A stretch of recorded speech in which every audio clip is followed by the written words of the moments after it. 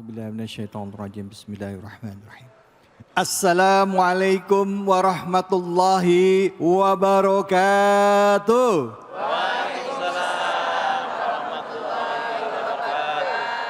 Alhamdulillah. Ibu-ibu gimana kabarnya, baik?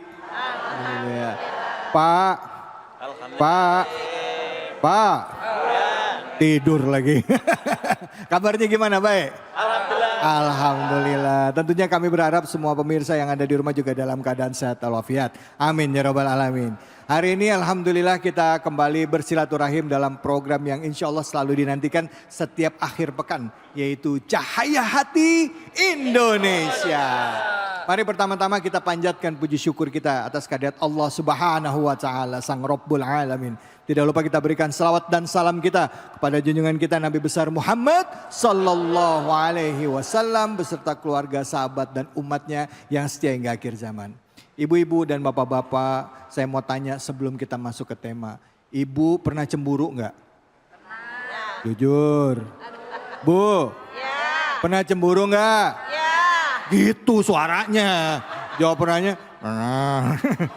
Pak. Oi, Pak. Ya. Oi. Ya. Pernah cemburu enggak? Pernah. Pak. Pernah. Sering kata ibunya. Cemburu. Suami cemburu sama istri, istri cemburu sama suami. Kadangkala itu jadi bumbu dalam pernikahan. Nah, gimana kita mau menyikapi ini? Tapi sebelumnya saya mau memperkenalkan dulu dosen-dosen kita. Wah, dosen-dosen. Gara-gara tadi ngomong ini banyak yang ada juga yang guru saya di salah satu perguruan tinggi ya di PT IKI. Hadir guru-guru kita yang insya Allah akan membagikan ilmunya. Yang pertama salam hormat dan takzim saya untuk Ustadz Zezen Zainal Mutakin. Assalamualaikum warahmatullahi wabarakatuh. Alhamdulillah. Gimana kabar? Gimana kabarnya Ustadz Zezen? Alhamdulillah. Alhamdulillah sehat. Nah sebelah Ustadz Zezen udah gak perlu dikenalin lagi Bu. Udah sering banget datang ke Cahaya Hati nih. Ustadz kita lengkapin aja ya. Itu Ustadz Hasan Kosasi. Assalamualaikum warahmatullahi wabarakatuh Ustadz. Waalaikumsalam warahmatullahi wabarakatuh. Mas David sehat ya? Alhamdulillah sehat. Baju kuning nih sekarang. Iya sama ibu-ibu. Ya, hatiku cerah secerah hatimu. Iya. Yang satu hijau, satu kuning. Yang ujung merah. Oh enggak ya?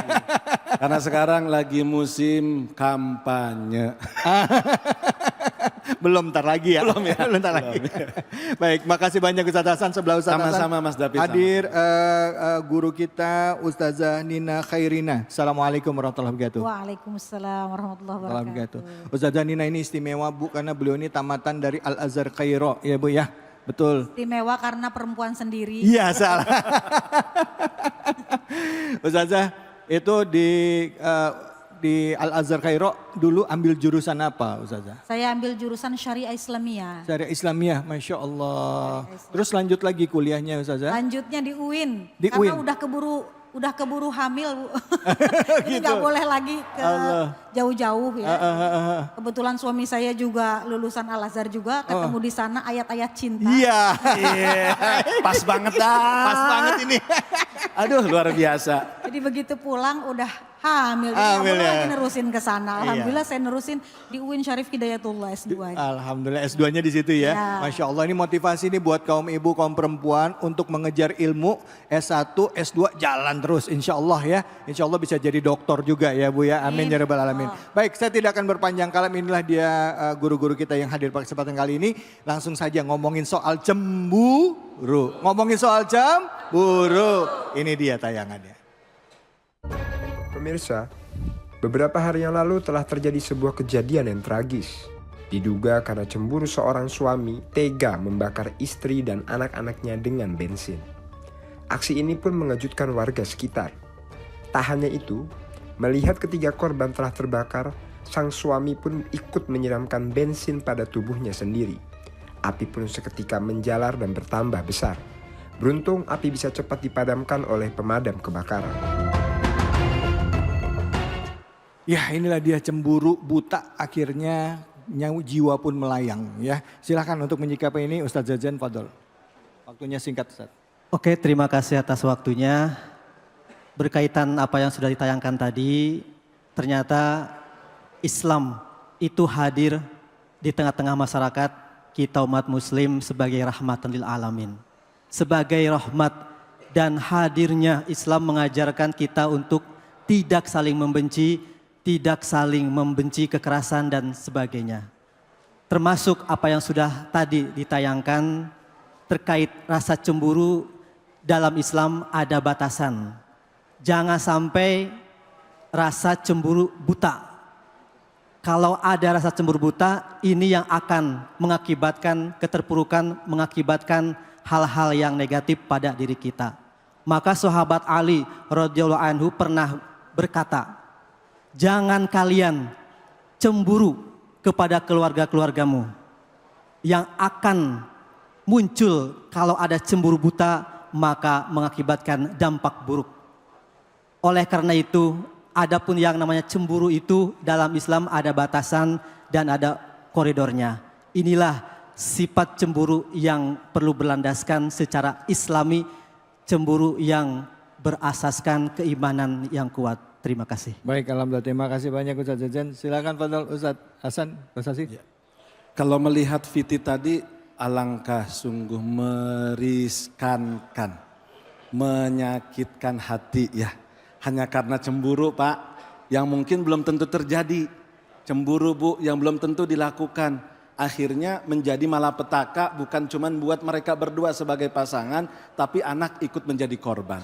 Maka cemburu atau kita curiga lebih tepatnya, itu enggak usah dikedepankan. Walaupun ada pepatah mengatakan cemburu adalah tanda cinta, bagi saya bukan. Cemburu adalah tanda bahaya. Makanya jangan sering-sering ngeliatin handphone suami ya Bu. Percaya aja udah. Tapi dikunci. Dikunci. Pakai password. Emang ibu nggak tahu passwordnya? Tahu katanya. Artinya karena cemburu yang belum tentu dilakukan oleh si istri. Mungkin dia sering keluar melakukan transaksi jual beli. Atau mungkin dia keluar untuk berinteraksi dengan dunia luar. Akhirnya suami cemburu. Tidak pakai logika, tidak pakai akal, dan tidak pakai iman. Pada akhirnya menjerumuskan dan menghancurkan. Harusnya diteliti. Punya filterisasi daya saring tubuh dan daya saring pikiran. Maka baginda Nabi itu selalu memberikan kita nasihat. Iyyakum wazzonna. Jaga olehmu, jangan kau lakukan prasangka. Kecuali kalau sudah ada bukti, silahkan kau lakukan tindakan-tindakan yang tidak merugikan dirimu dan orang lain. Kan pasangan orang lain Pak ya. Jangan karena cemburu buta pada akhirnya semuanya buta terlihat. Dimakan api emosi, dibakar api cemburu, akhirnya terjadilah kebakaran beneran. Dibakar istrinya. Dan ini luar biasa sangat menyakitkan. Coba kalau seandainya waktu itu tidak bisa dipadamkan, apa enggak tetangga juga kena? Maka baginda Nabi menyatakan wala tajassasu, jangan mata-matain. Mau pasangan kayak gimana kita serahkan aja. Fal yatawakkalil mutawakkilun. Hendaknya lah kita menjadi orang-orang yang bertawakal, tawakal kepada Allah.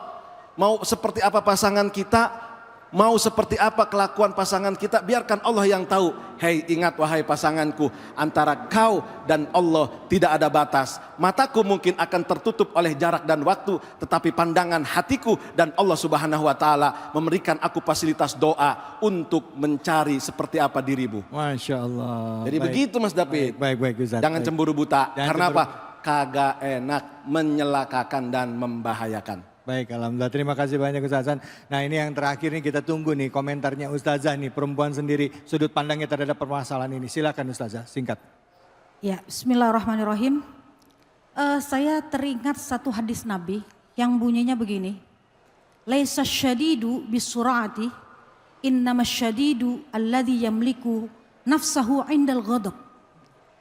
Orang yang kuat itu bukanlah orang yang pandai bergulat di atas ring. Orang yang pandai mengalahkan orang untuk berkelahi atau bertarung. Tetapi orang yang kuat itu adalah orang yang bisa menguasai dirinya dikala ia sedang marah. Jadi tugas seorang suami itu Bapak Ibu, selain mencari nafkah rizki yang halal untuk keluarganya, juga bertugas untuk mendidik istri dan anak-anaknya dengan ajaran agama sehingga mereka bisa menjalani hidup di dunia ini dengan baik sesuai dengan tuntunan agama, bukan malah menyakiti, bukan malah memberikan contoh yang tidak baik, bahkan seperti yang kita lihat tadi di VT tadi, malah meninggalkan atau menyisakan luka batin yang sangat dalam, menyisakan trauma besar bagi diri istri dan anak-anaknya. Cemburu yang sedikit itu akan menambah rasa cinta. Tapi cemburu yang berlebihan akan membunuh cinta itu sendiri.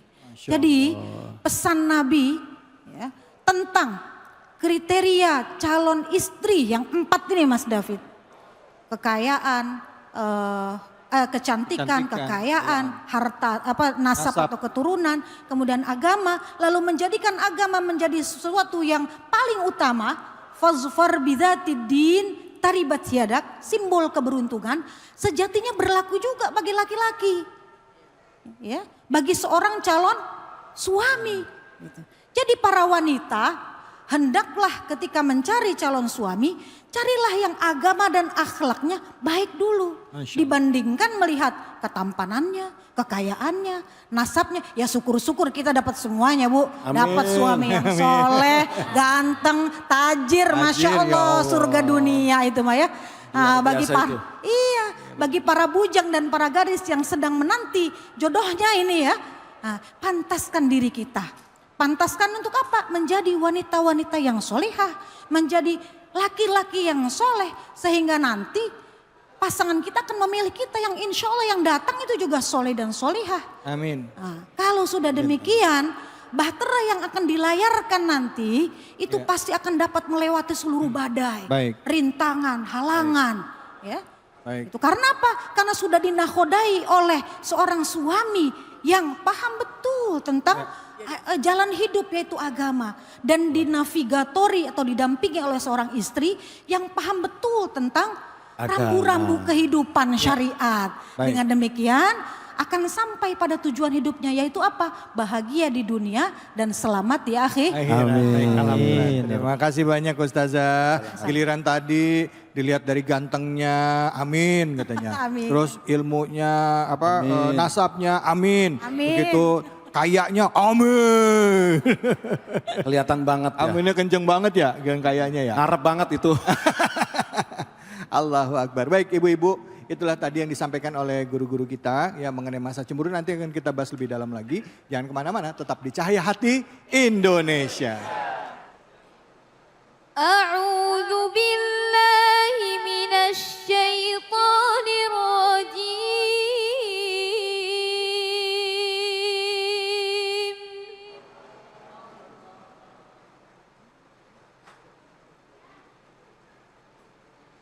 Bismillahirrahmanirrahim.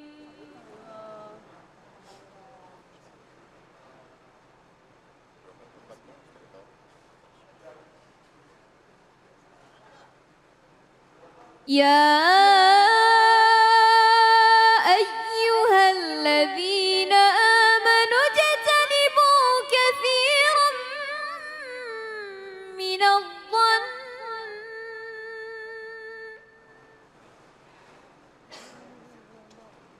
inna ba'dadh-dhanni itsm ولا تجسسوا ولا يغتب بعضكم بعضا أيحب أحدكم أن يأكل لحم أخيه ميتا فكرهتموه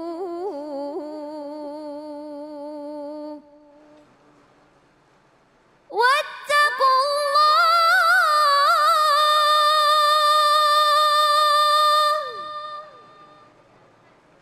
إن الله تواب رحيم.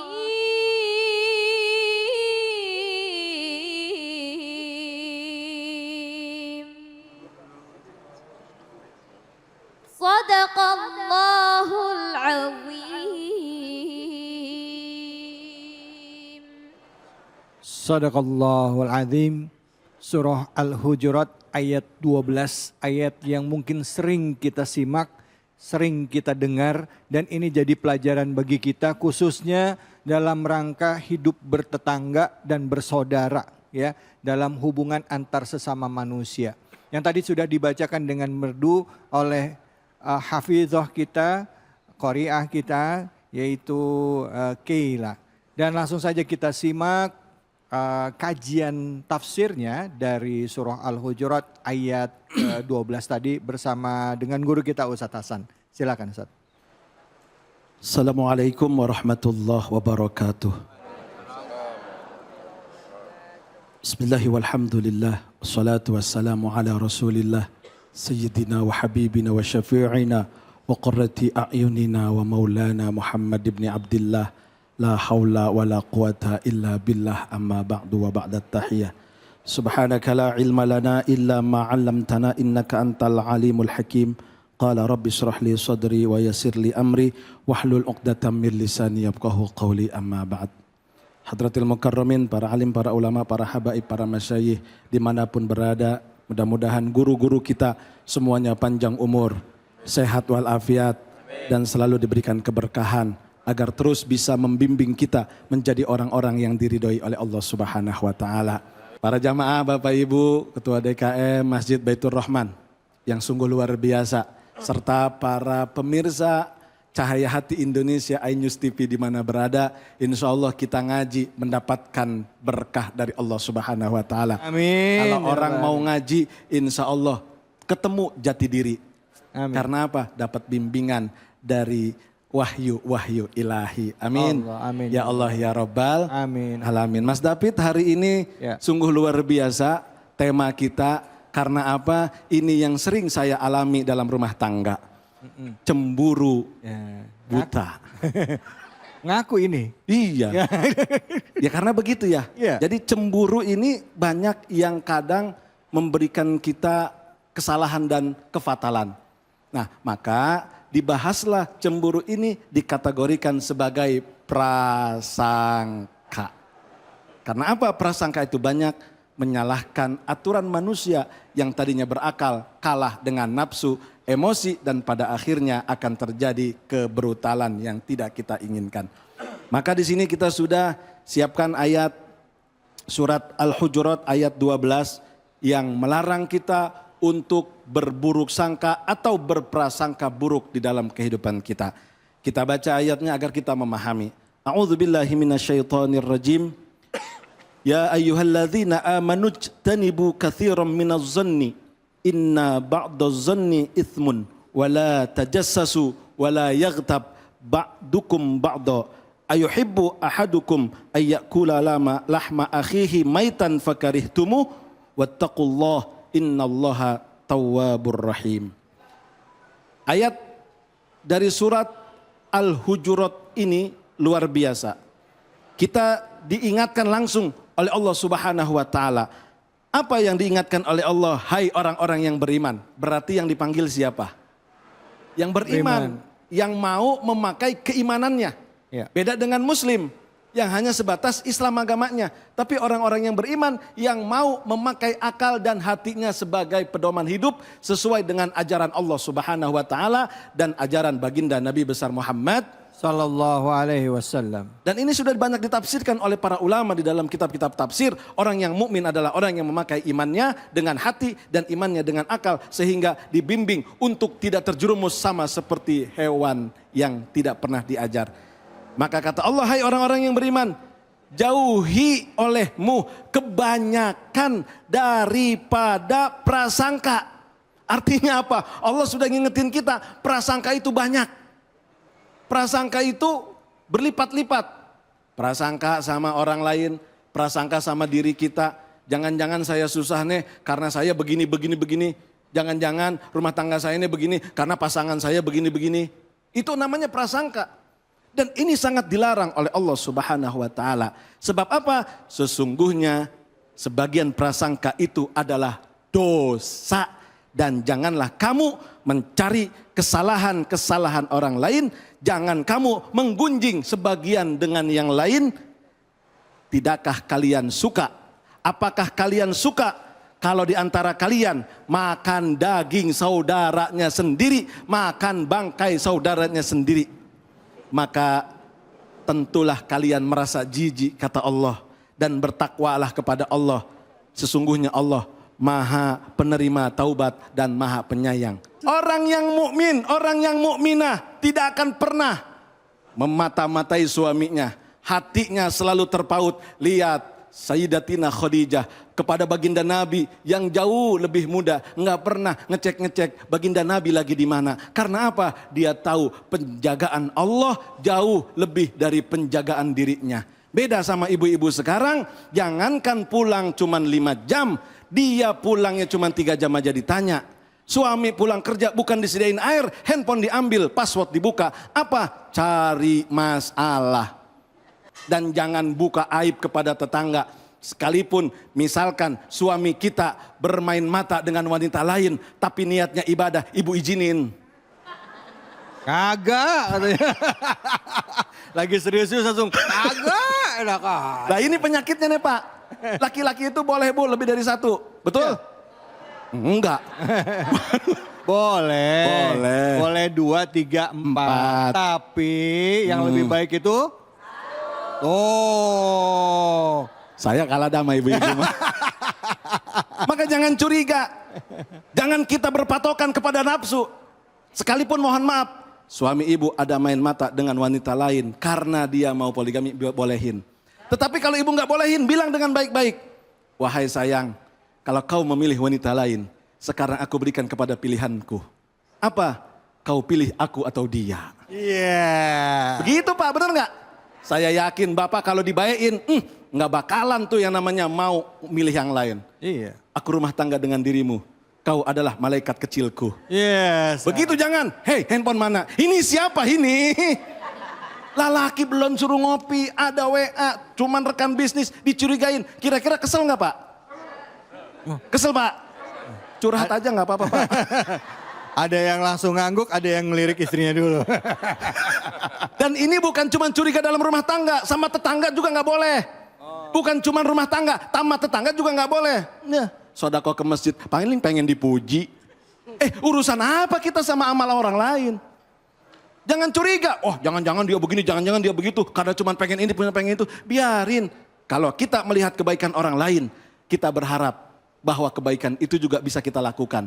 Cemburu di dalam ibadah itu diperbolehkan. Yang tidak boleh cemburu dengan nikmat orang lain. Orang lain beli mobil baru, dia beli obat sakit kepala. Bener Bu? Maka jangan pernah kita piara. Jangan pelihara curiga di dalam tubuh kita. Karena apa? Satu, kata Imam Ghazali, tatkala kita memelihara perasaan curiga, akal kita akan kalah oleh emosi. Yang kedua, pandangan kita akan selalu buruk dengan apa yang kita curigain. Dan yang ketiga, pasti akan ada madorot, bukan dapat manfaat. Dan ketika kita sudah curiga sama orang, hati itu capek. Hati itu lelah. Yang dipikirin orang lain bukan dirinya. Padahal kalau kita mau bertawakal kepada Allah, aku serahkan ya Allah kepada Engkau, anakku di luar, anakku tidak bersamaku, tapi aku doa selalu kepadanya. Suamiku selalu aku doain, walaupun dia seperti apa di luar aku tidak tahu, tapi Engkau maha melihat, Engkau maha mendengar. Begitu Bu doanya. Jangan kayak anekdot tetangga saya, anekdot ini mah. Suami ngasih duit, wah kok ngojek? Cuman sekian, dikasih 100.000. Ayo sisanya dikemanain. Begitu Pak. Besok dapat 250. Nanya lagi, enggak ini masih kurang, dikemanain. Akhirnya suaminya gedeg. Hari ketiga dia ngojek, dikasih tuh duit 6,5 juta. Ini baru boleh. Dari mana ini? Motornya gua jual. Gara-gara apa? Curiga, bener nggak? Nah, maka curiga itu jangan dipiara. Ya, kita bebaskan hati kita dari prasangka-prasangka yang akan membuat kita terluka dan membuat jiwa kita bahaya. Orang yang bertawakal. Lawannya curiga itu tawakal. Ya, lawannya curiga itu berserah diri. Mau seperti apa orang sama kita, orang jahatin kita, insya Allah kita tetap dibaikin sama Allah. Tidak ada balasan keburukan dari amal kebaikan yang kita lakukan, walaupun pandangan orang menyatakan kita adalah salah. Pandangan orang bukan pandangan Tuhan, dan pandangan orang banyak kesalahan. Maka pesan saya, jangan pernah pelihara curiga, jangan pernah pelihara prasangka, sebab prasangka selalu memberikan keburukan. Maka kata baginda Nabi besar Muhammad di dalam hadis riwayat Imam Bukhari, "Walladzi nafsi Muhammadin biyadih la hurmatul mu'minin a'zamu indallahi hurmatan minki maluhu wa damuhu wa ayazunna bihi illa khair."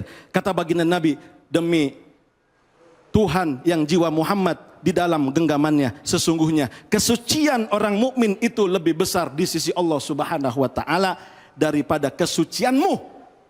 Jadi kalau kita curiga sama amal orang, sesungguhnya orang itu jauh lebih suci dari kita. Kita menuduh orang lain, sesungguhnya orang itu jauh lebih suci dari kita. Harta dan darahnya, kemuliaan dan kehormatannya, jikapun sampai dia dituduh yang bukan-bukan, maka kecelakaan akan jatuh kepada orang yang mencurigai. Waspada boleh, curiga jangan. Kita adalah orang-orang yang diberikan akal dan iman untuk memberikan kebahagiaan dalam hati kita. Jauhkan prasangka, maka kau akan jadi orang yang bahagia. Baik, alhamdulillah. Terima kasih banyak Ustadz. Silakan Ibu, ada yang mau bertanya? Oh Bapak, silakan Pak. Bapak, Baik, terima kasih Ustaz. mau nanya. Assalamualaikum warahmatullahi wabarakatuh. Waalaikumsalam warahmatullahi wabarakatuh. Nama saya Joko Prianto dari Jamaah Masjid Baitur Rahman Bekasi. Pertanyaan saya begini Ustadz. Ya. Adakah suatu amalan yang dapat kita itu selalu berpikir positif atau bahasa kerennya itu positive think? Mohon arahannya ataupun penjelasannya. Cukup sekian Ustadz. Assalamualaikum warahmatullahi wabarakatuh. Waalaikumsalam warahmatullahi wabarakatuh. Ini pertanyaan berat banget. Positive thinking bagaimana? Padahal sekarang ini kita negative thinking mulu sama Allah. Benar nggak? Betul. Maka jawabannya ketika kita mau positive thinking dengan manusia, maka positive thinkinglah kepada Allah. Dengan apa? Satu, banyak membaca hasbunallah wa ni'mal wakil, ni'mal maula wa ni'man nasir. Ayo baca hasbunallah wa ni'mal wakil, Ni'mal maula wa ni'man hasbunallah wa ni'mal wakil, ni'mal maula. wa ni'mal nasir. Baca itu, cukup Allah. Cukup Allah yang memberikan kita tawakal. Cukup kita bertawakal kepada Allah. Jangan lagi kita bertawakal kepada hati. Hati selalu dibelokin nama iblis, betul Pak? Kenapa hati selalu dibelokkan oleh iblis? Karena di dalamnya tidak pernah membaca istighfar. Lihat Sayyidina Umar. Begitu dibilang begini, dibilang begitu. Digosipin begini, begitu. Tidak pernah hatinya itu kalah dari iblis. Kenapa? Karena senantiasa beristighfar. Jadi yang pertama, kalau kita mau positive thinking, kita membaca hasbunallah wa ni'mal wakil. Yang kedua, kita memperbanyak baca istighfar. Astaghfirullahaladzim. Atau astaghfirullah rabbal baroya. Astaghfirullah minal. Ya. Itu yang dikasih sama guru saya. Dan yang ketiga, kita lepaskan belenggu pikiran kita dari perkara-perkara yang selalu mengajak keburukan. Kalau kita berpikir, waduh laki saya malam belum pulang, biarin, mungkin juga lagi nyari tambahan. Istri saya belum pulang nih jam 4 biasanya, oh mungkin dia lagi belanja. Jangan nanya, papa kamu gak pulang kemana? Papa kamu pulang kemana? Papa kamu berangkat kemana? Jangan, kita doa aja, ya Allah mudah-mudahan orang yang saya sayangin, pasangan hidup saya selalu menjaga kehormatannya, dia pulang ke rumah selamat, enggak kurang apapun. Begitu. Jadi baca hasbunallah wa ni'mal wakil, kita baca istighfar. Yang ketiga, hilangkan belenggu-belenggu pikiran kita dari perkara-perkara yang negatif sehingga datanglah aura-aura positif. Dan yang terakhir, jangan lupa kita senantiasa berdoa kepada Allah, kita membaca apapun yang Allah berikan, sholawat, kita membaca subhanallah, itu juga bisa meringankan kita dari pikiran-pikiran yang buruk. Sebab kalau kita tidak pernah membaca itu semua, hati ini diisi oleh iblis. Hati yang diisi oleh iblis mudah untuk curiga dan jarang bisa bahagia. Jadi kuncinya itu baca hasbunallah, baca istighfar, dan juga hilangkan belenggu-belenggu sifat negatif. Iya, baik, alhamdulillah, terima kasih banyak Ustadz. Cuman Sama-sama. ibu-ibu ada yang cerita tadi gimana nggak curiga, soalnya pernah ada pengalaman Ustadz, ada sejarahnya Ustadz, ya Bu ya? Nggak di sini nggak ada. Nah itu pengalaman itu jadikan pelajaran. Nah. Jadi kalau sudah terjadi ya terima saja. Iya. Belajar untuk saling memperbaiki satu sama lain. Katanya kuncinya kalau mau jadi rumah tangga sakinah mawaddah warahmah, laki-lakinya harus pantesin dirinya jadi imam yang baik. Betul. Betul ya Ustadz ya? Betul. Betul ya, gitu Pak ya. Tuh saya udah diginiin tuh, udah. Oke, kita akan lanjutin lagi obrolan kita dan kajian kita tentunya hanya di sini, di Cahaya Hati Indonesia. A'udzu billahi minasy syaithanir rajim.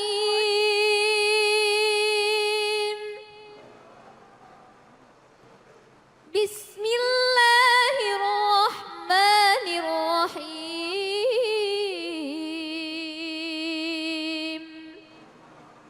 ولا تتمنوا ما فضل الله به بعضكم على بعض للرجال نصيب مما اكتسبوا وللنساء نصيب مما اكتسبن واسألوا الله من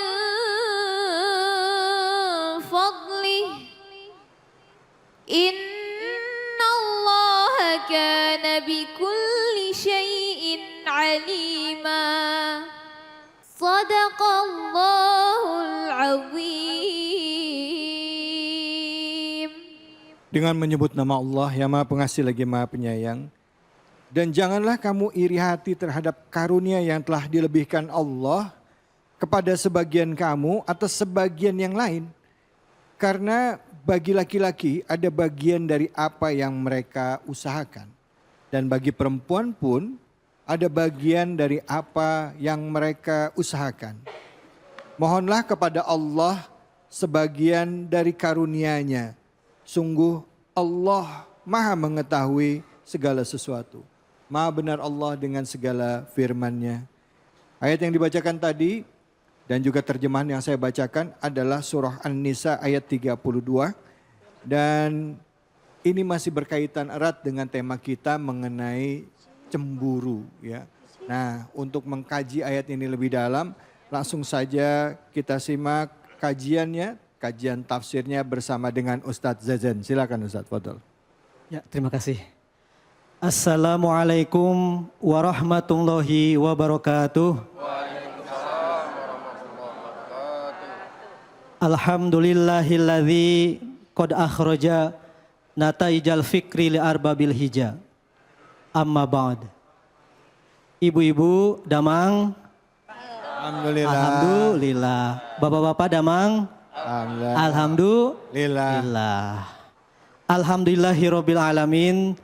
Para pemirsa Cahaya Hati Indonesia yang dirahmati Allah Subhanahu wa taala, sebagaimana yang sudah tadi kita dengarkan lantunan ayat suci Al-Qur'an surat An-Nisa ayat 32, asbabun nuzul. Tahu enggak asbabun nuzul? Ya. Asbabun nuzul itu kronologis, asal usulnya turunnya ayat Al-Qur'an ini An-Nisa ayat 32 adalah ada keterangan dalam tafsirnya di sini Ummi Salamah. Ummi Salamah itu termasuk salah satu istri Kanjeng Nabi. Istri Kanjeng Nabi ada berapa? Ada 11. Ya, bapak-bapak ada yang minat 11? Ibu-ibu gimana? Ridho ikhlas? Oh enggak ikhlas ya. Jadi ini Ummi Salamah merasa ya wala tatamannau, mengharap ya andaikan saya seperti laki-laki, saya akan bisa berjihad. Jihad itu pahalanya identiknya dengan kaum laki-laki. Kemudian Ummi Salamah itu mengandai-andaikan, andaikan saya sebagai laki-laki maka saya akan berjihad dan saya akan mendapatkan pahala sebagaimana para lelaki-laki. Artinya apa? Dalam ayat wala tatamannau. Tatamannau diambil dari kata tamana. Tamana itu tamani. Tamani itu artinya mengharapkan sesuatu yang tidak akan terjadi. Jadi kita berharap, kita bermimpi, tapi mimpi itu tidak akan terjadi, Ibu. Ada enggak mimpi yang tidak akan terjadi sama sekali? Bu? Ya. Pak? Ya. Pernah bermimpi enggak? Pernah mimpi apa? Oh, mimpi apa aja ya. Ya, kalau ada seseorang yang bermimpi, punya impian, harapan tapi tidak terjadi, itu namanya tamani. Seperti halnya ada ya kutipan sedikit syair.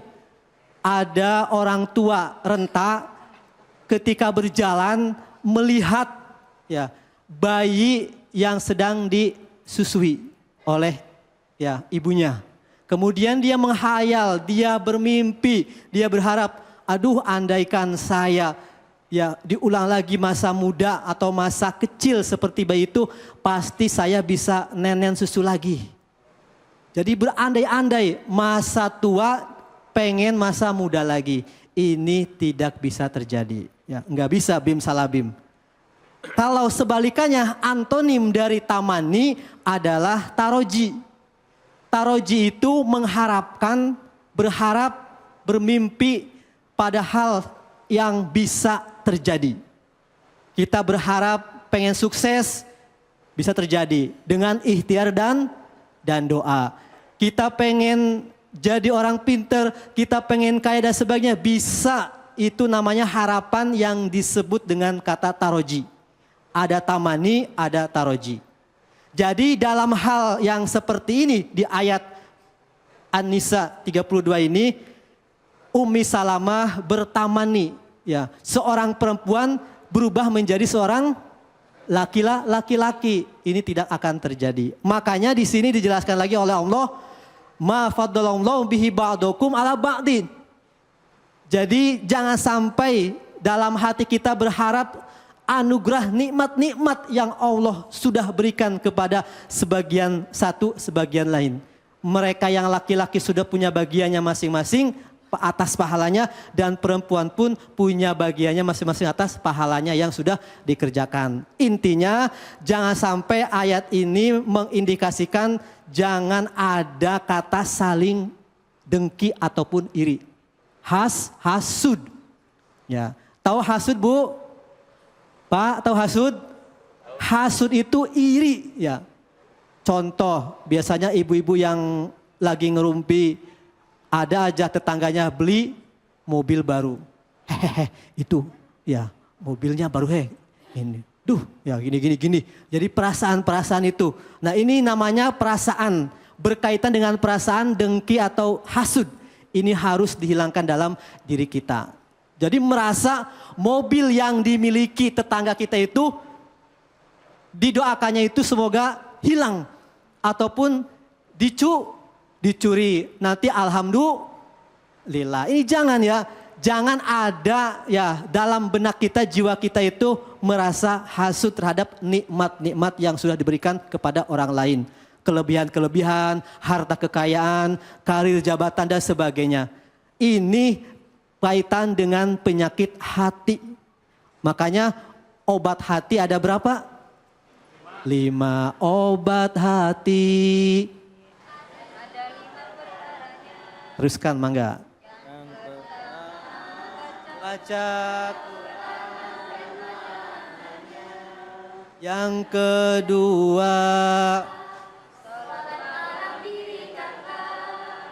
yang ketiga, pula dengan orang soleh. Yang keempat, puasa. Yang Yang kelima zikir malam berpanjangan. Lah luar biasa ya, pada bisa nyanyi ya. Semangat Bu, semangat Pak. Nih semangat sama otaknya sambil mengingat lirik tadi.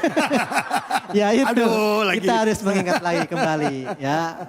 Ya ibu-ibu, ingat-ingat obat hati itu ada 5. Di antaranya tadi sering berkumpul dan sebagainya.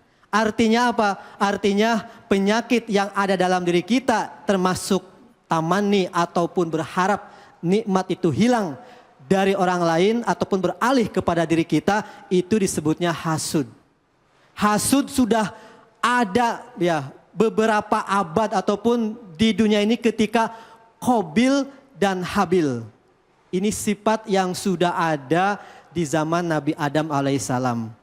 Artinya kita sebagai umat muslim harus senantiasa mensucikan hati kita dari sifat-sifat penyakit hati. Di antaranya adalah sifat hasud. Nah, ini hasud, jangan sampai. Mereka sudah dianugerahi oleh Allah masing-masing. Kita diberi nikmat, yang penting kita bersyukur. Kita menjadi qanaah supaya kita terhindar dari sifat hasud. Sebagian ba'dul hukama, sebagian ulama ahli hikmah telah berkata, barang siapa yang qanaah, barang siapa yang merasa cukup dalam hati kita, kita dikasih uang 10.000, alhamdulillah bersyukur. Kita dikasih sepeda, alhamdulillah. Kita dikasih istri 2, alhamdulillah. Hah? Astagfirullah, oh innalillah. Ya innalillah. Ya. Ya, langsung saja Bu, ya Bapak langsung semangat ya. Dua-dua. Nah itu yang perlu kita garis bawahi. Jadi apapun nikmat anugerah yang sudah diberikan oleh Allah kepada kita selaku umat manusia, semuanya sudah tergoreskan oleh takdir Allah Subhanahu wa taala. Barang siapa yang ridho terhadap qada qadarnya Allah, maka dalam dirinya akan merasa menerima apa adanya. Oke, baik. Alhamdulillah, terima kasih banyak Ustaz Zazen. Silakan, ada yang mau bertanya, Ibu? Ya, silakan langsung. Ibu namanya siapa, pertanyaannya apa? Assalamualaikum warahmatullahi wabarakatuh. Waalaikumsalam warahmatullahi wabarakatuh. Ustadz, nama saya Ibu Nunung Wijaya dari Majelis Taklim Nurul Jannah, Masjid Baitur Rahman, Wisma Jaya, Bekasi. Saya ingin bertanya, jika seandainya kita iri pada seseorang yang dekat dengan orang-orang yang soleh, apakah itu diperbolehkan? Mohon pencerahannya Ustadz, terima kasih. Assalamualaikum. Waalaikumsalam warahmatullahi wabarakatuh. Irinya sama orang yang dekat sama orang-orang soleh, boleh nggak nih? Ini dalam rangka ini kali Bu ya, perasaan ngelihat kesolehan orang gitu yang ngiri, masalah keimanan juga gitu. Mungkin boleh nggak sih gitu kira-kira Ustaz? Oke, terima kasih. Yang namanya kita berkumpul dengan orang-orang soleh, orang alim, tokoh agama, itu sangat-sangat penting, diperlukan untuk menjembatani kita mendekatkan diri kepada Allah. Ada orang yang selalu bergaul dengan kiai, dengan ustadz, dengan kiai-kiai ulama-ulama. Ini ya tergantung kita nilai dari sisi mana dulu. Kalau nilainya hati kita itu berpikirannya negatif, berarti itu yang disebut dengan hasud. Ya, wah kita negatifnya, wah ini nih orang yang selalu dekat dengan orang-orang soleh, sering hadir di majelis taklim. Wah ini semoga besok mati. Ya, semoga besok musibah. Nah ini kan namanya perasaan negatif akan menghilangkan ya sifat nikmat. Dengki kali ya Ustadz ya? Iya. Perasaan dengki kali ya? Iya, dengkinya. Beda sama cemburu sama dengki ya. Kalau dengki itu lebih kayak perasaan negatif kali ya, Iya, gitu ya Ustadz gitu, ya? betul. Gitu ya? Tapi kan nanti kalau yang positif, kita perasaan positif, waduh itu ada kiai-kiai, apa orang-orang ataupun ibu-ibu yang selalu hadir majelis, waduh saya juga pengen banget gitu. Nah ini kan merupakan sebuah motivasi ataupun hal yang teladan. Ini tidak masalah kalau perasaan positif. Jadi kalau misalnya ngelihat ada orang dekat dengan orang soleh, kita ngerasa kayaknya aduh kayak saya pengen kayak dia deh. Terus kita juga ikut juga kayak begitu tanpa harus menjatuhkan dia, tanpa harus menjelekkan dia, ya itu boleh ya. Boleh. Gitu. Jadi kita memotivasi diri kita untuk juga bisa punya kebaikan seperti orang tersebut. Begitu ya Ustadz ya? Betul sekali. Gitu, baik. Alhamdulillah, gimana Ibu? Terjawab Ibu? Alhamdulillah. Cuman jangan sampai kayak yang tadi disampaikan Ustadz ya. Ada orang beli kompor, kita yang panas ya. Ada orang beli kulkas baru, kita yang kedinginan ya Bu ya. Ya Allah, Masya Allah. Baik, terima kasih banyak Ustadz atas ilmunya. Jangan cari-cari kesalahan orang lain, wala tajassasus, itu juga jangan makan bangke saudara kita. Jangan umbar aib saudara kita, walaupun dia ada tinggal sebelah kita. Apalagi suami nih. Suami jangan diceritain aibnya Bu, suami juga jangan curhat tentang aibnya istri sama orang lain. Betul apa betul? Betul ya, ini juga teguran buat saya juga, ngingetin diri saya juga dan kita semua. Baik, kita akan lanjutin lagi bahasan kita, akan lebih dalam lagi bahasannya setelah ini dengan ustazah kita ya. Khususnya buat ibu-ibu, saya juga pengen denger nih dari sudut pandang ulama khususnya perempuan ini ya. Bagaimana melihat cemburu ini sendiri, hanya di sini, di Cahaya Hati Indonesia. A'udzu billahi minasy syaithanir rajim.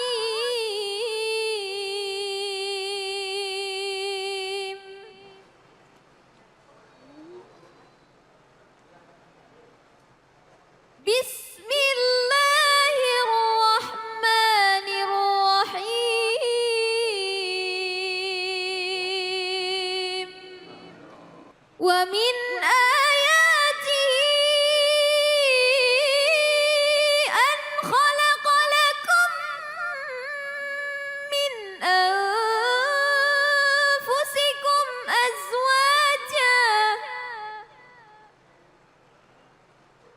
لتسكنوا إليها وجعل بينكم مودة ورحمة إن في ذلك لآيات لقوم يتفكرون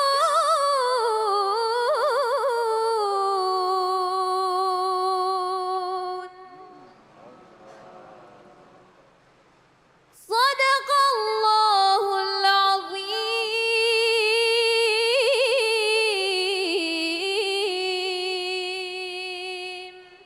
Surah Ar-Rum ayat ke-21, surah yang sering sekali kita dengar baik itu di acara pernikahan maupun acara kajian-kajian. Khususnya pada saat membahas tentang pernikahan. Dan tadi dibacakan dengan merdu sekali oleh Hafizah kita Kaila. Dan sekarang sama-sama kita simak ya tausiah dari ustazah kita, Ustazah Nina Khairina dengan tema kisah cemburu Siti Aisyah kepada Rasulullah Sallallahu Alaihi Wasallam. Silakan Ustazah. Fadal. Bismillahirrahmanirrahim. Assalamualaikum warahmatullahi wabarakatuh.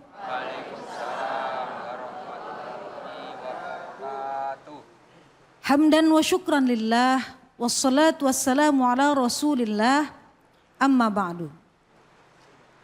Hadirin jamaah Cahaya Hati Indonesia yang dirahmati Allah, cemburu dan prasangka adalah dua hal yang hampir sama. Kenapa saya bilang hampir sama? Karena keluarnya dari tempat yang sama. Dari mana?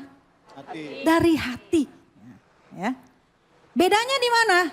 Bedanya cemburu itu didasari oleh cinta. Tetapi kalau prasangka didasari oleh sifat. Sifat baik maupun sifat buruk. Lalu sekarang di dalam rumah tangga itu boleh nggak kita cemburu?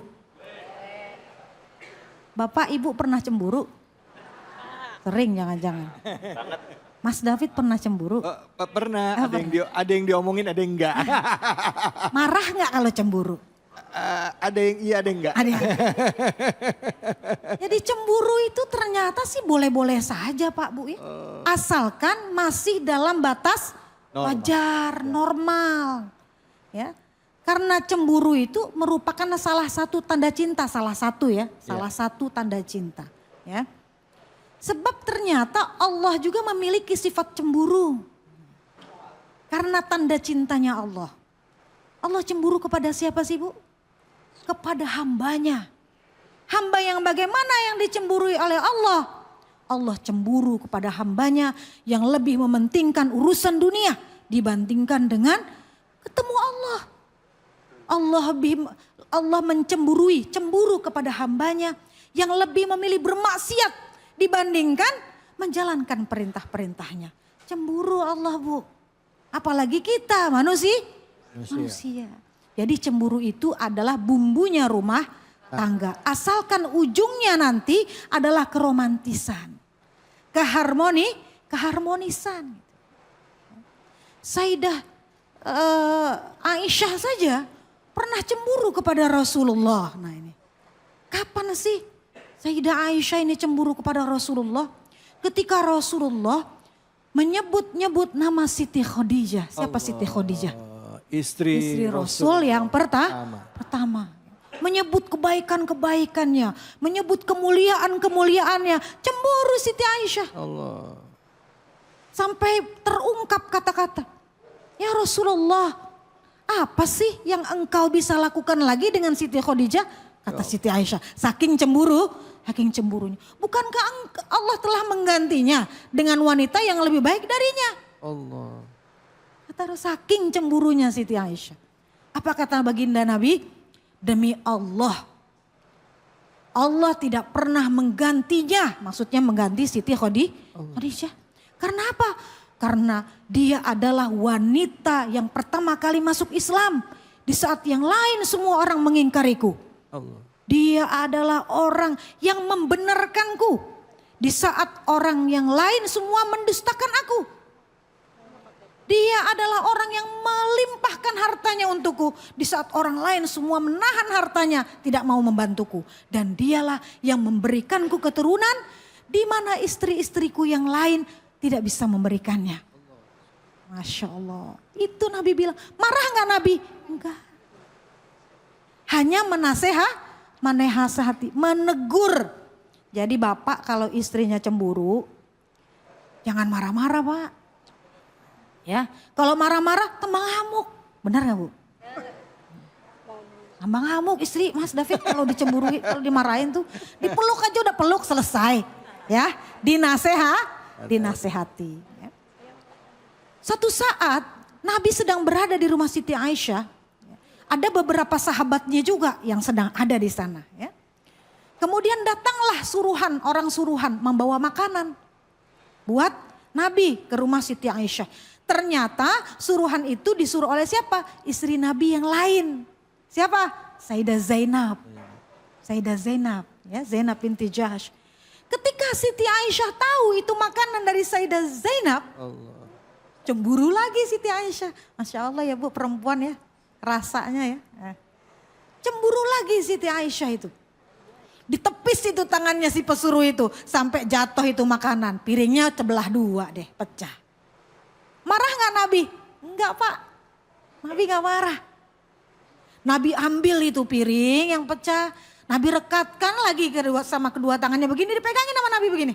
Diambilin lagi itu makanan yang jatuhan tadi ke dalam piring. Disuguhin sama Nabi ke para sahabat. Sambil dipegangin piringnya. Sampai para sahabat selesai makan. Kata Nabi apa? Makan. Ibu kalian sedang cemburu kata Nabi. Masya Allah. Gak marah.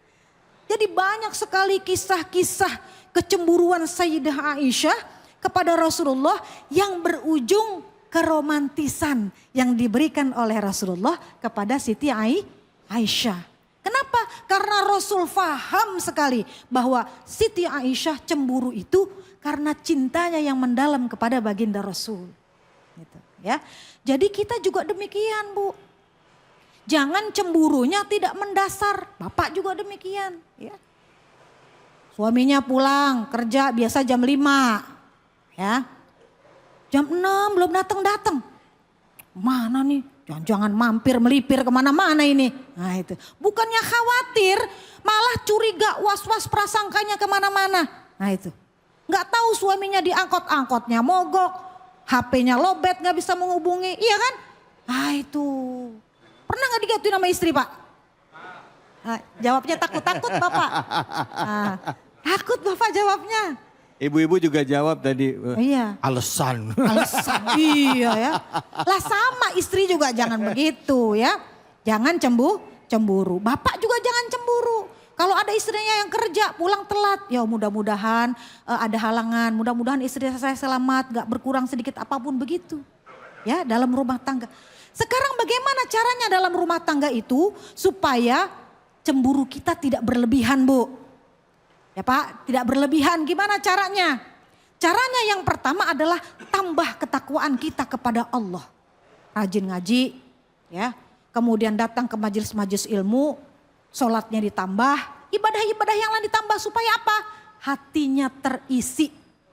Karena hanya dengan ketakwaan yang besarlah hati kita bisa terjaga dari prasangka-prasangka yang buruk. Yang kedua, caranya ingat tujuan pernikahan kita. Apa sih tujuan pernikahan tuh? Seperti yang dibaca oleh Ananda Kaila tadi. Surat Ar-Rum ayat 21. A'udzubillahi minasyaitonirrajim. Wa min ayatihi an khalaqalakum min anfusikum azwaja litaskunu ilaiha. Tuh kata Mas David tadi. Itu tujuannya litaskunu ilaiha. Sakinah. Apa sih artinya sakinah? Apa sih Bu? Ibu gak tahu artinya sakinah, tapi kalau lagi ngucapin orang habis nikahan, aduh samawa ya, sakinah mawadah warahmah, gak tahu artinya apa. Lah besok jangan ngucapin begitu Bu, ya. Gak jadi doa jadinya di sini ntar ya. Mudah-mudahan tentram ya, langgeng ya, Damai. cinta dan kasih sayang ya. Nah itu kan enak. Samawa gak tahu artinya gitu ya. Sakinah, jadi menikah itu untuk ketentraman, kenyamanan, ketenangan supaya timbul rasa cinta dan kasih sayang setiap saat. Ya. Bapak jangan suka Pak muji-muji istri orang lain di depan istri sendiri. Ya, ibu juga begitu. Panggil, ya sini ya. Kenapa Bu? Masya Allah ya. Oh udah cakep Mas David ngomongnya udah Masya Allah pertama. Masya Allah ya Masya Allah. Kenapa? Itu suaminya si Linda, aduh ganteng banget ya. Udah mana putih, mana rumahnya kayak istana, mobilnya mewah. Coba kamu kayak gitu ya. Kelar Bu, kelar udah begitu mah. Ya, jangan sampai begitu. Ya, jangan sampai membanding-bandingkan suami kita dengan suaminya orang lain. Dan yang ketiga, cara supaya cemburu kita tidak berlebihan adalah jadilah kita istri-istri yang solihah. Dan jadilah bapak suami-suami yang soleh. Apa sih cirinya suami yang soleh? Satu, suami yang soleh adalah suami yang bisa menafkahi keluarganya dari jalan rizki yang halal. Supaya apa? Supaya berkah rumah tangganya. Ya. Berkah. Yang kedua, suami yang soleh itu adalah suami yang selalu bekerja keras tanpa kenal mengeluh. Gak pernah berkeluh kesah. Ada gak suaminya yang bilang di rumah, aduh saya capek nih kerja mulu tiap hari, lembur mulu tiap hari. Kamu sih banyak permintaannya, jadi lembur terus saya tiap hari. Ada gak yang begitu? Bapaknya yang nyaut. Yang nyaut bapaknya. Ya. Berarti suaminya belum soleh itu. Ya. Nyesel dia ngomong ada tadi. Nyesel dia ngomong ya. Suami yang soleh gak pernah berkeluh kesah kata Bu Baiti. Suami saya emang bukan Pak Soleh Bu Sadah. Gitu. Suami saya namanya Pak Ahmad. Bukan suaminya Pak Soleh. Jadi jangan sampai berkeluh kesah. Harus semangat. Yang terakhir ciri suami yang soleh itu adalah yang bisa mendidik istri. Pak, tugas Bapak mendidik istri. Mendidik anak-anak ke jalan agama. Supaya mereka bisa hidup di dunia ini sesuai dengan tuntunan agama. Tuh tugasnya. Supaya menjadi suami yang soleh. Istri jadilah istri solihah. Apa sih cirinya istri solihah? Ada 3. Kata Nabi, man tasurruka idza absorta. Istri yang selalu menyenangkan hati suami. Ya Allah. Ya, dipandang senang suaminya. Diajak ngobrol menyenangkan hati suaminya. Ya Allah. Pulang kerja capek-capek dikasih senyum senang hati suaminya. Ya salam. Jangan cemberut mulu Bu. Ya. Ini masih tanggal muda nih ya. Ntar begitu udah lewat tengah bulan aja cemberut aja. Gimana mau menyenangkan hati? Kalau kita berusaha menyenangkan hati suami, pikiran kita ini dipenuhi oleh rasa bagaimana caranya kita membahagiakan suami. Jauh dari prasangka buruk, jauh dari cemburu. Ya. Yang kedua, watuti'uka idza amarta. Yang taat kalau diperintahkan yang baik oleh suami. Makanya suami didik istri, Pak. Jadi istrinya nurut, patuh pada hal-hal yang baik. Yang terakhir adalah istri yang solihah adalah istri yang selalu menjaga kehormatan dirinya, menjaga harga dirinya, menjaga hartanya dan anak-anaknya ketika suaminya tidak ada di rumah. Jadi kalau suaminya lagi pergi, Bu, gak usah masukin laki-laki ke rumah ya. Takut timbul fitnah. Kecuali di rumah lagi banyak orang, nah itu gak ada fitnah. Silakan. Jadi kalau kita sudah menjalankan hal ini, kita sudah tambah ketakwaan, kita sudah ingat tujuan pernikahan, kita sudah menjadi istri solehah dan suami yang soleh. Insya Allah itu akan menghindarkan kita dari cemburu yang berlebihan, yang tidak proporsional, yang tidak berujung pada penambahan keromantisan dan keharmonisan rumah tangga kita. Nah kalau kita sudah bisa menjalankan itu semua, insya Allah rumah tangga kita selamat dan kita sampai pada tujuan hidup kita bahagia di dunia, selamat di akhirat. Insya Allah. Masya Allah. Terima kasih banyak Ustazah. Silakan ada yang mau bertanya. Oh Bapak silakan Pak. Fadol. Assalamualaikum warahmatullahi wabarakatuh. Waalaikumsalam warahmatullahi wabarakatuh. Saya Beri Suryana, Bu Ustazah dari DKM Baitur Rahman, Wisma Jaya, Bekasi. Izin bertanya Bu Ustazah, sejauh mana Islam memperbolehkan kita dalam mencintai seseorang? Terima kasih Bu Ustazah. Wassalamualaikum warahmatullahi wabarakatuh. Waalaikumsalam warahmatullahi wabarakatuh. Bapak siapa tadi? Beri Suryana. Bapak Beri Suryana. Bapak istrinya yang mana? Lagi ada acara Oh Bu nggak ada. Ustazah. Baru saya mau nanya, Bapak cinta sama istrinya sebesar apa sih gitu? Alhamdulillah belum nambah Bu Ustazah. Susah saya jawabnya kalau begini nih. Aduh ya. Kalau Orang udah ditanya urusan seberapa begini ya, besar cintanya belum nambah. Iya belum nambah. Gimana coba ya? Jadi ada perkataannya Imam Ali yang saya ingat. Kata Imam Ali begini. Ahbib habibaka haunamma asa ayyakuna bagidoka yaumamma. Wa abghid bagidoka haunamma asa ayyakuna habibaka yaumamma. Yang lulusan pesantren mah tahu ini artinya. Iya. Jadi kata Imam Ali, cintailah kekasihmu. Orang yang kau cintai, cintailah sekedarnya. Jangan berlebih-lebihan. Jangan cinta mati. Kalau cinta mati dia mati ikut mati. Ya enggak? Yeah. Nah itu. Ya. Karena apa? Bisa jadi nanti satu saat orang yang kau cintai itu berubah jadi orang yang kau benci. Begitu pula sebaliknya. Kalau kamu punya musuh atau orang yang kamu enggak suka. Jangan benci banget. Sekedarnya saja. Bisa jadi nanti satu saat orang yang kamu benci itu jadi kekasih kamu. Ya Allah. Jadi orang yang kau cintai. Kan sering dengar ya kisah-kisah cinlok ya. Tadinya benci, oh jadi cinta. Iya. Makanya kalau benci sekedarnya. Kalau cinta sekedarnya. Supaya jangan mengalahkan cinta kita kepada Allah dan dan Rasulnya. Gitu Bapak. Baik, Alhamdulillah. Terima kasih banyak Ustazah. Saya Sama-sama. juga gitu Ustazah. Iya, Kalau sama gimana? istri saya bilang, kamu gak usah cinta sama saya, gak usah 100%. Oh Masya Allah. Terus Cukup berapa 20%. 80-nya? 80 buat Allah. Iya, Masya Allah. Ya Rabbi. Idealis sekali. Bener Bu, bener. Karena nanti kita akan kecewa sama yang kita cintai. Betul, Bener, betul, karena ya. Allah akan menguji kita dengan kita cinta. Iya. Ya mudah-mudahan doain saya Insya Allah. istiqomah ya Bu ya. Amin, Jadi kan lama, amin. kalau 20 nanti nambah jadi 25 ya. Masih ada naiknya Ustazah. Tambah terus. ya. Tambah terus, baik. Persen. Alhamdulillah, makasih banyak Ustazah Ya, ilmunya. sama-sama. Baik dan juga pemirsa, ini masih banyak hal yang sebenarnya bisa kita bahas ya. Tentang masalah hubungan suami dan istri. Ini apalagi tadi kalau kita ngelihat dari surah An-Nisa ayat 21 Ustazah. Arum, ya afwan. Surat Ahrum ayat 21, untung diingetin ya yang baca ya. Arum 21 ini kan diingetin bahwa seorang suami itu sebenarnya bahwa dalam pernikahan itu untuk bisa merasa tentram dan damai. Mana yang lebih penting perannya? Apakah peran istri atau peran suami? Seringkali ustazah nggak jarang ya suami yang nyalain istri. Kamu nggak sholat nih, kamu nggak ini, aduh dong ada anak nggak sholat, istri disalahin. Padahal maaf, lakinya juga kagak sholat di rumah. Iya Bu ya? Loh langsung geling.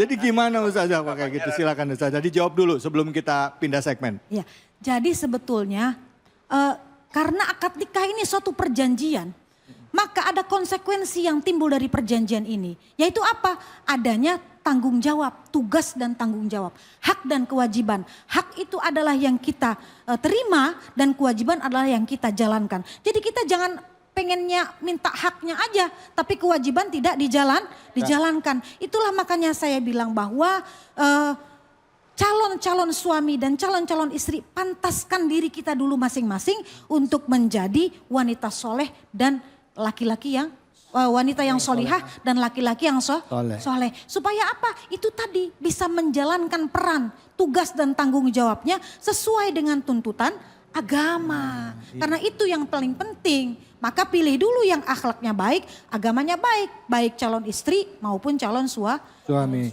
Nah kalau misalnya udah terlanjur nikah suaminya misalnya, maaf ya Pak ya, kita ngomongin suami ya Pak. Karena imam di dalam rumah tangga. Suaminya misalnya belum sering datang ke pengajian tapi istrinya udah rutin. Ibaratnya istrinya udah mulai membenahi diri, suaminya belum. Apa yang harus dilakukan ibu supaya suaminya bisa jadi imam yang baik dalam rumah tangganya? Kan dalam rumah tangga itu kan kita tidak hidup sendiri Mas David.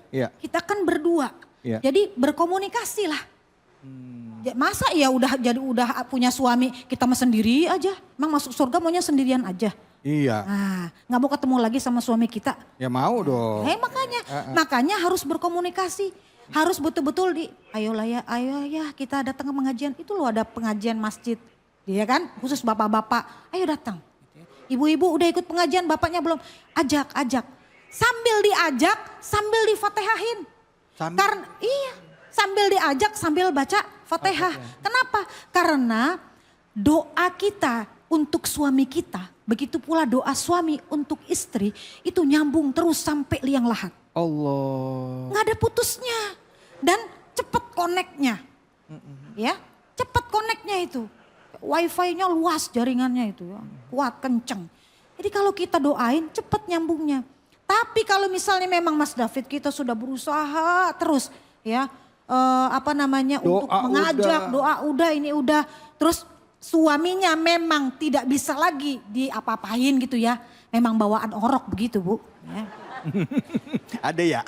Ada bawaan orok begitu, males ya kan? Males menuntut ilmu. Ya, artinya kita sudah tidak berdosa lagi. Tapi kalau kita belum mengajak sama sekali, kita masih berdosa. Yang hidup di samping kita kan suami kita. Yang hidup di samping bapak, istri bapak. Apalagi tugasnya bapak sebetulnya untuk mendidik istri. Bukan tugas istri mendidik suami. Betul. Tapi tugasnya suami mendidik istri. Maka cari suami yang soleh. Kalau udah kadung, udah kadung, ini kan ibu udah kadung ini, iya kan? Iya, udah kadung iya. Udah kadung ya, aduh suami saya udah kayak begini bentuknya gitu ya. Nah gimana ini? Itu tadi berkomunikasi. Komunikasinya suami istri itu jangan marah-marah. Iya. Harus persuasif, sayang-sayangan. Baik. Yang, ngaji dong yang. Iya. Masa aku doang yang ngaji? Aku kan pengen ketemu kamu ntar di surga. Iya, lagi langsung kelepek-kelepek gitu. Jangan dimarahin loh, dimarahin malah tambah gak mau ngaji bapaknya. Iya kan? Iya. Pergunakanlah perasaan halus kita sebagai perempuan untuk mengajak suami kita. Apalagi sambil dipijitin ya Bu ya. Waduh. Pijitnya plus-plus lagi. Plus tidur betul. Iya. Makasih banyak Ustazah. Baik, alhamdulillah. Terima kasih banyak Ustazah atas ilmunya. Ibu-ibu, bapak-bapak, terima kasih semuanya. Yang paling penting ada dalam rumah tangga memang imamnya itu laki-laki. Pantaskan diri kita jadi suami ya. Insya Allah anak dan juga istri kita menjadi qurrata a'yun bagi kita. Dan kita bisa jadi imam yang baik bagi rumah tangga kita. Baik, setelah ini kita akan membaca Quran ya. Dan kita akan mengaji bareng bersama dengan Kiai Munawir Munawir Ngacir. Tentunya hanya di sini di Cahaya Hati Indonesia. Assalamualaikum. Waalaikumsalam. Bu, saya mau pantun boleh? Boleh. Ke Indramayu lewat Kali Pasir. Cakep. Kita ngaji yuk. Ayo. Sama Kiai Munawir Ngacir.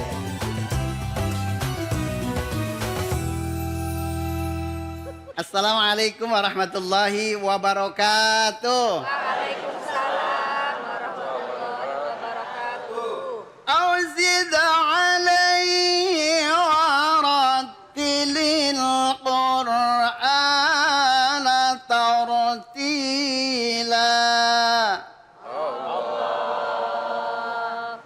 Terusin, Bu. Terusin, Pak. Sadaqallahul azim. Alhamdulillah. Para pemirsa Cahaya Hati Indonesia yang selalu dirahmati oleh Allah Subhanahu wa taala. Semoga para pemirsa insya Allah hidupnya nikmat, dapat syafaat dari Nabi Muhammad pada hari kiamat. Insya Allah selamat. Alhamdulillah. Salawat serta salam kita sampaikan ke hariban junjungan kita baginda Nabi besar Muhammad sallallahu alaihi wasallam. Semoga para pemirsa yang sedang sakit mudah-mudahan Allah angkat penyakitnya. Amin. Yang di Masjid Baitur Rahman, mudah-mudahan rizkinya barokah. Amin. Anaknya dilamar Pak Lurah. Amin. Namanya Markona. Insya Allah matinya husnul khotimah. Alhamdulillah. Saya Munawir Ngacir tahadus minimah kepada para alim ulama yang sempurna hanya milik Allah Subhanahu wa taala. Saya Munawir Ngacir tidak sendirian. Saya ditemani oleh bintang tamu kita yang luar biasa. Akhirnya kiram guru kita Profesor Dr. Kiai Haji David Ali. Alhamdulillah. Kita nggak berdua, Bang David. Ya. Insya Allah ditemani oleh cantik memang aku akui. Ya Allah. Kita sapa dulu ya. Namanya. Assalamualaikum. Waalaikumsalam. Ini megang itunya di megang. Nah. Kedengeran suaranya. Waalaikumsalam warahmatullahi wabarakatuh. Alhamdulillah. What's your name? Aan. Aan. What's your name? Aan. Namanya cuman. Ada kepanjangannya. Apa tuh? Ani. Nah, para pemirsa, mari kita bersama-sama kita bareng-bareng baca Quran. Ngacir nggak ngajarin ya? Ngaji bareng, Mbak. Kalau nggak cocok, kalau nggak pas berarti nanti ngajinya ada yang kurang, ya. Saya tidak merasa paling pandai, tidak merasa paling pinter, tapi ngaji bareng, Bang. Biar benar. Hidupnya nggak muter-muter. Alhamdulillah. Nah, sebelum kita bareng-bareng kita membahas, tentunya akan dibacakan oleh Bu Aan. Silakan surah Ar-Rahman ayat 36 dan 30. A'udzu billahi minasy syaithanir rajim. Bismillahirrahmanirrahim. Yursalu alaikuma syuwadum min nari wa nuhasu fala tantasiran. Fabi ayyi ala'i rabbikuma tukadziban. Sadaqallahul azim. Sadaqallahul azim. Masya Allah luar biasa bacanya. Tapi memang namanya baru ya. Baru di TV ya. Nepes wajar ya. Sampai kagak nahan apa narik napas. Kagak sampai ya. Nah nanti kita bahas bareng-bareng ya. Insya Allah biar pemirsa juga ngikutin juga ya. Dari Sabang sampai Merauke. Yang ada di iNews TV. Ngaji bareng Munawir. Ngaji. Biar gampang ditanyain mungkar dan nakir. Masuk surga langsung Alhamdulillah. Nah iya kan begitu. Alhamdulillah. Tuh 2 3. Mama.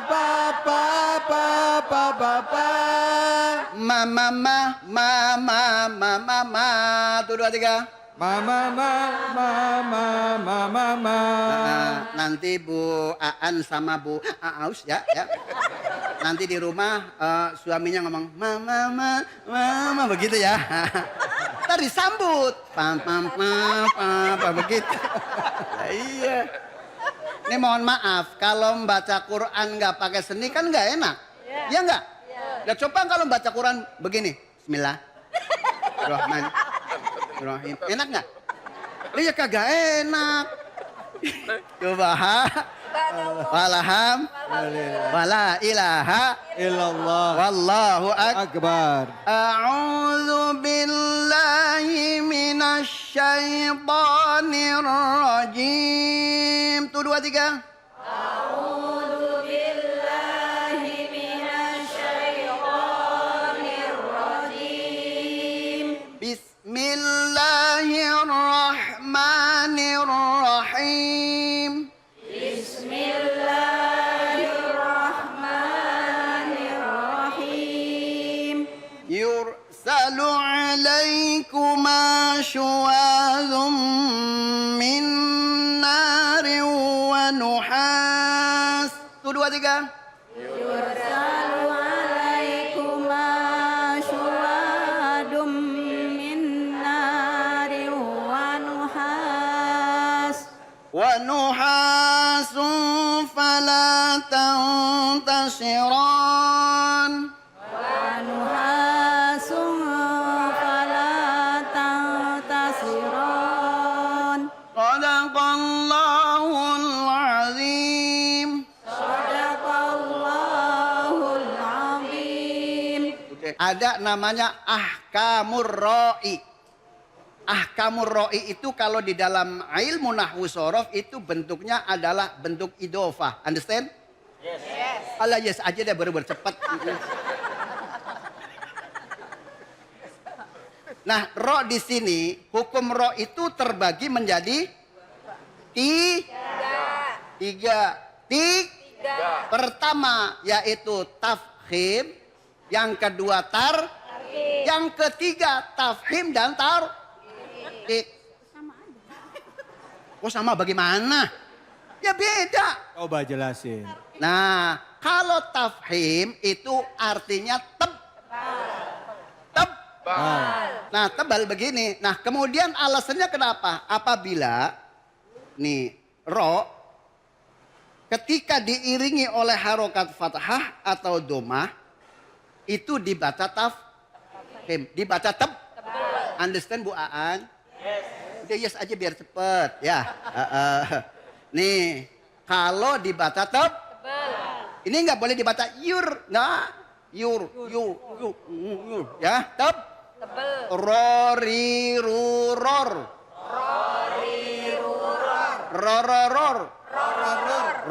rororor, itu tebel.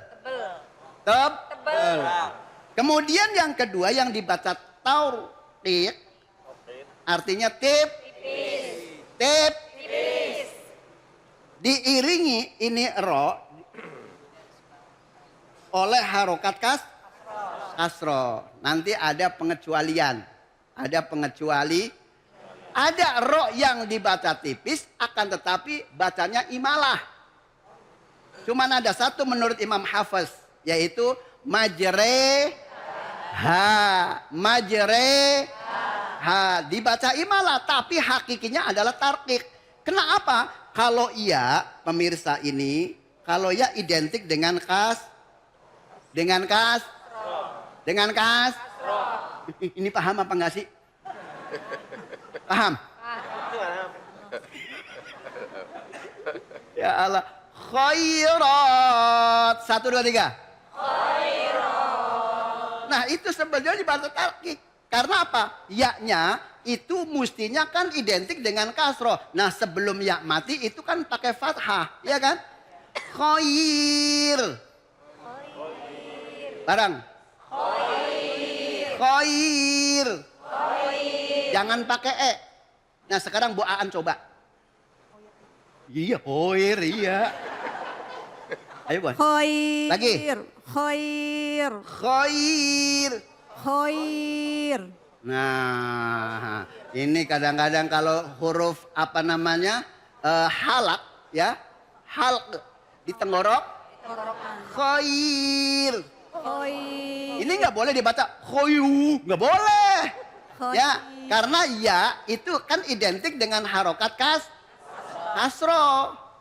Paham? Paham? Ya Allah, kan di dalam kitab Tuhfatul Atfal itu dalam kaidahnya begini. Kadzaka ba'dal kasri haitsu kusirat. Ini paham apa enggak masa bodoh lagi. Lagi mikir ini Ustadz. Ya Allah. Mikir. Nah, iya. Ya. Makanya nih kalau yang dibaca tafhim itu diiringi oleh harokat fathah dan doma. Kalau diiringi oleh harokat kasroh itu baru dibaca namanya taur.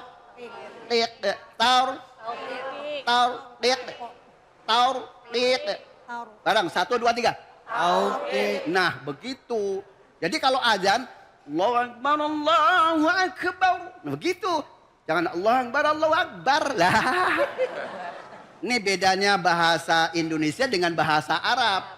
Nah, kudu di sini harus mengerti tentang makronya, tentang bacaannya. Kalau jadi imam, kalau misalkan mau jadi imam, jangan sampai nggak satu makro. Makanya kalau Rasulullah baca apa suratannya yang pendek, betul? Karena kalau misalkan surah Al-Asr kan satu surat kan, Bu? Ini diplototin aja, ini bengong ya. Satu makro, karena apa? Mohon maaf, kalau nggak satu makro kan belum satu tema, paham nggak? Paham. Nih hati-hati, makanya kalau jadi imam mau dia puyeng, listrik belum bayar, surat bolak-balik baik. Inna a'tainakal kautsar fasalli li rabbika wanhar. Inna a'tainakal kautsar. Ya repot. Ya. Saking makmumnya udah ini keder apa imamnya? Innalillahi innalillahi. Qul ya ayyuhal kafirun atau Iya. Qul ya ayyuhal Nah, kafirun. itu badbut nggak kelar-kelar. Tuh. Itu dua ya. Pertama tafhim dan yang kedua tarkik. Yang ketiga boleh dibaca tafhim, boleh dibaca tarkik. Contohnya ini misalkan lafal irsod.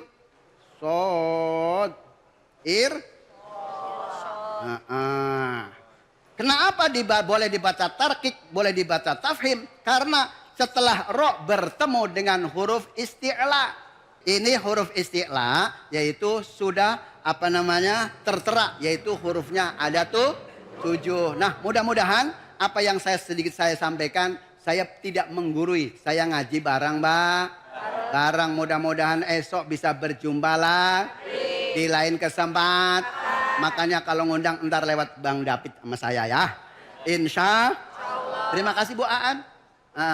Ke Mak Lampir lewat Kampung Melayu. Cakep. Munawir I love you.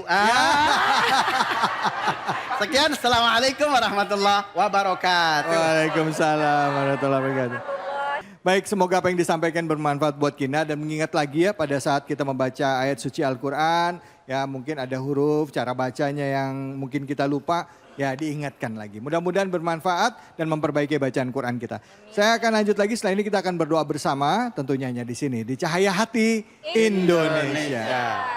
Astaghfirullahalazim, astaghfirullahalazim, wa'afana ya Rahman, wa'afana ya Rahim, wa'afana ya Karim. Allahumma salli wa sallim ala Sayyidina Muhammad wa ala ali Sayyidina Muhammad. Alhamdulillahi Rabbil Alamin. Hamdan syakirin, hamdan na'imin, hamdan yuafi ni'amahu wa yukafi'u mazidah.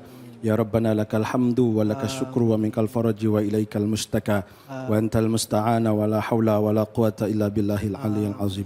Allahumma ij'al jam'ana hadha jam'an marhuma wa tafarruqana min ba'dihi tafarruqan ma'suma. Ya Allah, ya Rabbana, ya Karim. Izinkan kami untuk menjadi senantiasa taat kepadamu. Berikan kami hati untuk senantiasa beribadah dan patuh taat kepada perintahmu.